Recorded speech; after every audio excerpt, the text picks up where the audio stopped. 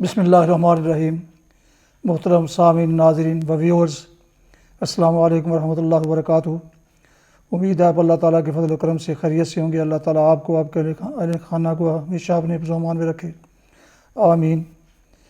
راہ ہدایت و نجات کے سلسلے کا ولاگ القرآن و حدیث پیش کرنے جا رہا ہوں اپنے یوٹیوب چینل BA رشیدی سے۔ شروع کرنے سے پہلے گزارش ہے کہ اگر آپ نے ابھی تک میرے یوٹیوب چینل کو سبسکرائب نہیں کیا تو پلیز سبسکرائب کر کے، لائک کر کے بیل آئیکن کو ضرور پریس کیجیے گا، تاکہ آنے والے ایسے روحانی اور قرآنی ولاگ جو سراسر باعث خیر، باعث برکت اور باعث ثواب ہیں، وہ آپ تک اور دوستوں تک باقاعدہ اور بر وقت پہنچتے رہیں۔ شروع کرتے ہیں آج کا ولاگ القرآن و حدیث۔ اعوذ باللہ من الشیطان الرجیم، بسم اللہ الرحمن الرحیم۔ فَإِمَّا تَثْقَفَنَّهُمْ فِي الْحَرْبِ فَشَرِّدْ بِهِم مَّنْ خَلْفَهُمْ لَعَلَّهُمْ يَذَّكَّرُونَ وَإِمَّا تَخَافَنَّ مِنْ قَوْمٍ خِيَانَةً فَانبِذْ إِلَيْهِمْ عَلَىٰ سَوَاءٍ إِنَّ اللَّهَ لَا يُحِبُّ الْخَائِنِينَ۔ صدق اللہ العظیم۔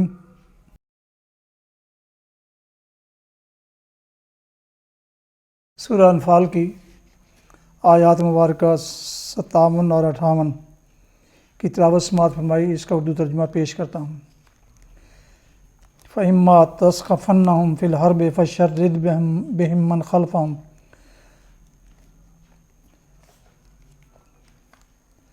بس اگر یہ لوگ تمہیں لڑائی میں مل جائیں تو ان کی ایسی خبر لو کہ ان کے بعد جو دوسرے لوگ ایسی روش اختیار کرنے والے ہوں، ان کے حواس باختہ ہو جائیں۔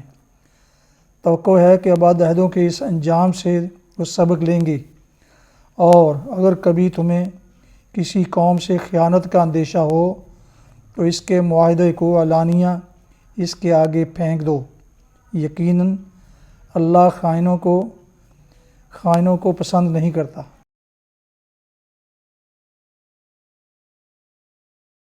تلاوت کی گئی آیات مبارکہ کی تفسیر۔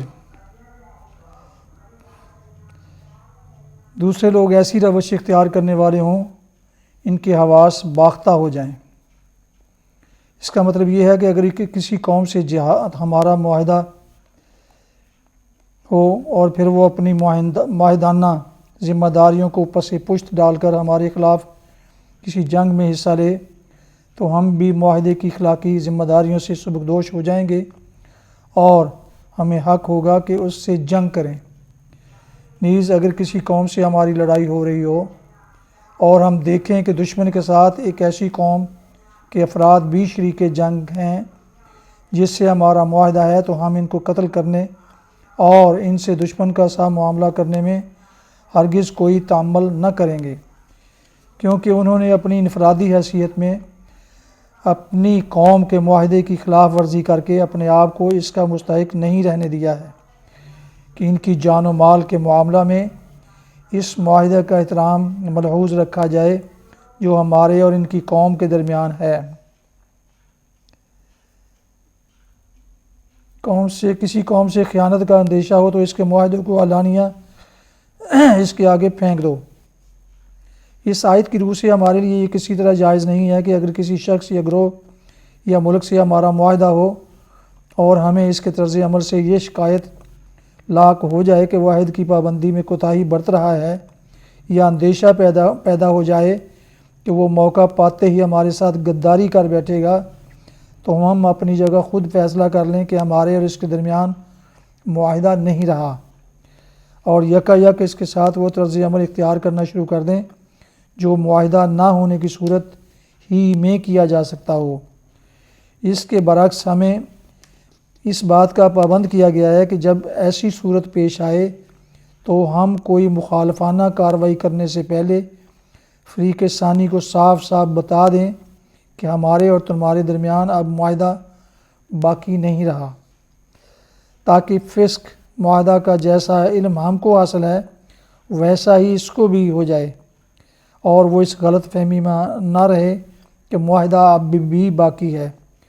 اسی فرمان الہی کے مطابق نبی صلی اللہ علیہ وسلم نے اسلام کی بین الاقوامی پالیسی کا یہ مستقل اصول قرار دیا تھا کہ من کان بینۃ و بین قوم عاد فلا یجعلن عقدہ حتیٰ ینقضوا عمدہا وینبذ الیہم علی سواء۔ جس کا کسی قوم سے معاہدہ ہو اسے چاہیے کہ معاہدہ کی مدت ختم ہونے سے پہلے عہد کا بند نہ کھولے، یا نہیں تو ان کا عہد برابری کو ملحوظ رکھتے ہوئے ان کی طرف پھینک دے۔ پھر اسی قاعدے کو آپ نے اور زیادہ پھیلا کر تمام معاملات میں عام اصول یہ قائم کیا تھا کہ لا تخن من خانک، جو تجھ سے خیانت کرے تو اس سے خیانت نہ کر۔ اور یہ اصول صرف وعظوں میں بیان کرنے اور کتابوں کی زینت بننے کے لیے نہ تھا، بلکہ عملی زندگی میں بھی اس کی پابندی کی جاتی تھی۔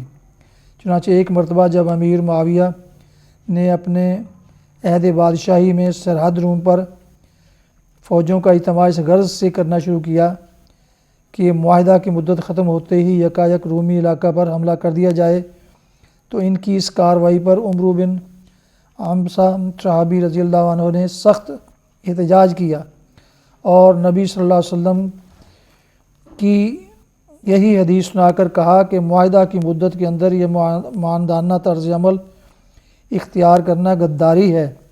آخرکار امیر معاویہ کو اس اصول کے آگے سر جھکانا پڑا اور سرحد پر اجتماع فوج روک دیا گیا۔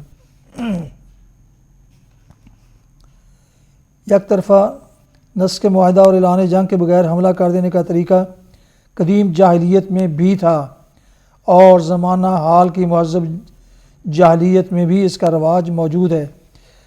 چنانچہ اس کی تازہ ترین مثال جنگ عظیم نمبر 2 میں روس پر جرمنی کے حملے اور ایران کے خلاف روس اور برطانیہ کی فوجی کارروائی میں دیکھی گئی ہیں۔ عموماً اس کارروائی کے لیے یہ عذر پیش کیا جاتا ہے کہ حملہ سے پہلے مطلع کر دینے سے دوسرا فریق ہوشیار ہو جاتا اور سخت مقابلہ کرتا، یا اگر ہم مداخلت نہ کرتے تو ہمارا دشمن فائدہ اٹھا لیتا۔ لیکن اس قسم کے بہانے اگر اخلاقی ذمہ داریوں کو ساقط کر دینے کے لیے کافی ہوں تو پھر کوئی گناہ ایسا نہیں ہے جو کسی نہ کسی بہانے نہ کیا جا سکتا ہو۔ ہر چور، ہر ڈاکو، ہر زانی، ہر قاتل، ہر جعل ساز اپنے جرائم کے لیے ایسی ہی کوئی مصلحت بیان کر سکتا ہے، لیکن یہ عجیب بات ہے کہ یہ لوگ بین الاقوامی سوسائٹی میں قوموں کے لیے ان بہت سے افعال کو جائز سمجھتے ہیں جو خود ان کی نگاہ میں حرام ہیں، جبکہ ان کا ارتکاب قومی سوسائٹی میں افراد کی جانب سے ہو۔ اس موقع پر یہ جان لینا بھی ضروری ہے کہ اسلامی قانون صرف ایک صورت میں جو اطلاع حملہ کرنے کو جائز رکھتا ہے، اور وہ صورت یہ ہے کہ فریق ثانی علی الاعلان معاہدہ کو توڑ چکا ہو اور اس نے صریح طور پر ہمارے خلاف معاندانہ کارروائی کی ہو، اور ایسی صورت میں یہ ضروری نہیں رہتا کہ ہم اسے آیت مذکورہ بالا کے مطابق فسق معاہدہ کا نوٹس دیں، بلکہ ہمیں اس کے خلاف جو اطلاع جنگی کارروائی کرنے کا حق حاصل ہو جاتا ہے۔ فقہاء اسلام نے یہ استثنائی حکم نبی صلی اللہ علیہ وسلم کے اس فعل سے نکالا ہے کہ قریش نے جب بنی خزاعہ کے معاملہ میں صلح حدیبیہ کو اعلانیہ توڑ دیا تو آپ نے پھر فسق معاہدہ کا نوٹس دینے کی کوئی ضرورت نہ سمجھی، بلکہ بلا اطلاع مکہ پر چڑھائی کر دی۔ لیکن اگر کسی موقع پر ہم اس قاعدہ استثناء سے فائدہ اٹھانا چاہیں تو لازم ہے کہ وہ تمام حالات ہمارے پیش نظر رہیں جن میں نبی کریم صلی اللہ علیہ وسلم نے یہ کارروائی کی تھی، تاکہ پیروی ہو تو آپ کے پورے طرز عمل کی ہو، نہ کہ کسی ایک مفید مطلب جز کی۔ حدیث اور سیرت کی کتابوں سے جو کچھ ثابت ہے وہ یہ ہے کہ اولاً قریش کی خلاف ورزی عہد ایسی صریح تھی کہ اس کے نقص عہد ہونے میں کسی کلام کو موقع نہ تھا۔ خود قریش کے لوگ بھی اس کے معترف تھے کہ واقعی معاہدہ ٹوٹ گیا ہے۔ انہوں نے خود ابو سفیان کو تجدید عہد کے لیے مدینہ بھیجا تھا، جس کے صاف معنی یہی تھے کہ ان کے نزدیک بھی عہد باقی نہیں رہا تھا۔ تاہم یہ ضروری نہیں ہے کہ ناقص عہد قوم کو خود بھی اپنے نقص عہد کا اعتراف ہو۔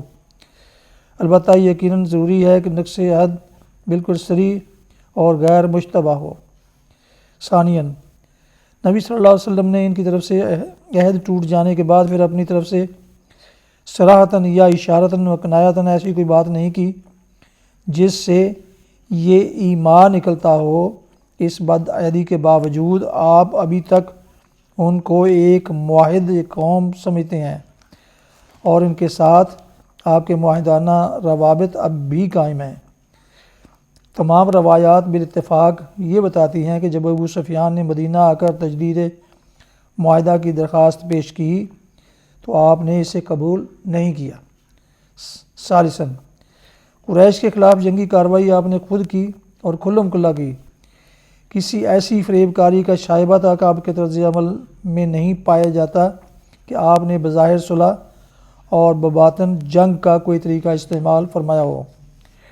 اس معاملہ میں نبی صلی اللہ علیہ وسلم کا اسوہ حسنہ ہے، لہٰذا آیت مذکورہ بالا کے حکم عام سے ہٹ کر اگر کوئی کارروائی کی جا سکتی ہے تو ایسے ہی مخصوص حالات میں کی جا سکتی ہے اور اسی سیدھے شریفانہ طریقہ سے کی جا سکتی ہے جو حضور صلی اللہ علیہ وسلم نے اختیار فرمایا تھا۔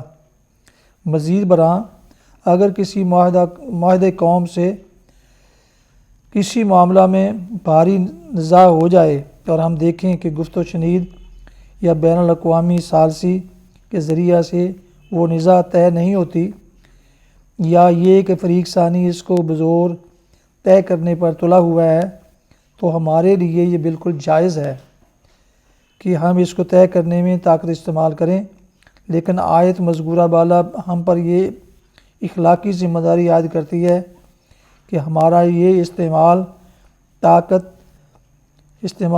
صاف اعلان کے بعد ہونا چاہیے اور کھلم کھلا ہونا چاہیے۔ چوری چھپے ایسی جنگی کارروائیاں کرنا جن کا اعلانیہ اقرار کرنے کے لیے ہم تیار نہ ہوں ایک بد اخلاقی ہے جس کی تعلیم اسلام نے ہم کو نہیں دی۔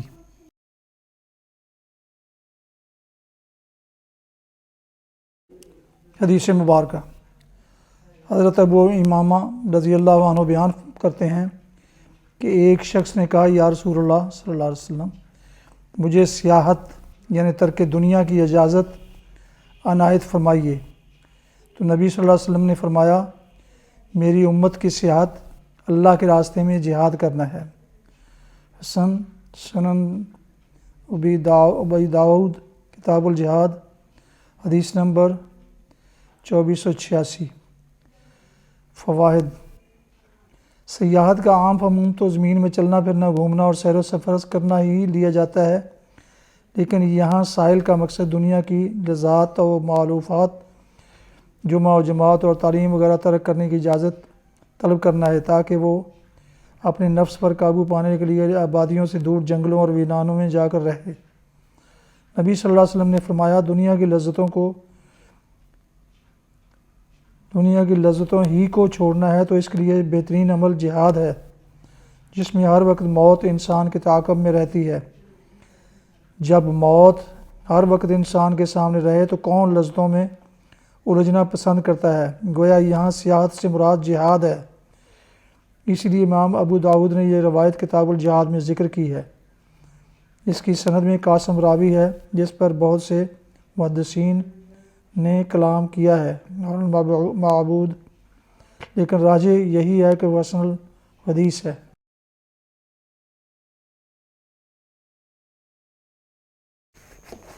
یہ تھا آج کا راہ ہدایت و نجات کے سلسلے کا ولاغ القرآن و حدیث، جس میں آج سورہ انفال کی آیات مبارکہ 57 اور 58 کی تلاوت، ترجمہ اور تفسیر بیان کی گئی۔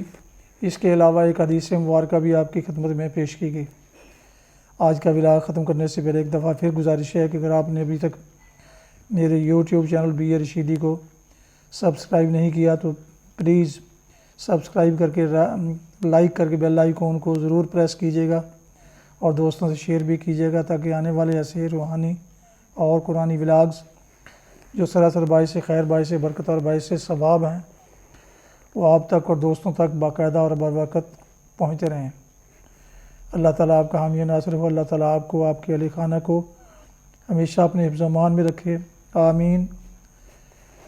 اپنا بہت خیال رکھیے گا، اپنی دعاؤں میں پاک وطن، والدین، آباء و اجداد، اعزاء و اقارب، دوست و احباب کے علاوہ اس ناچیز کو بھی ان میں شامل فرمائیں تو انتہائی شکر گزار ہوں گا۔ ختم کرتے ہیں آج کا ولاگ اس دعا کے ساتھ، آپ اور آپ کے اہل خانہ جہاں بھی رہیں خوش رہیں، شاد باد رہیں، آمین۔ السلام علیکم ورحمۃ اللہ وبرکاتہ۔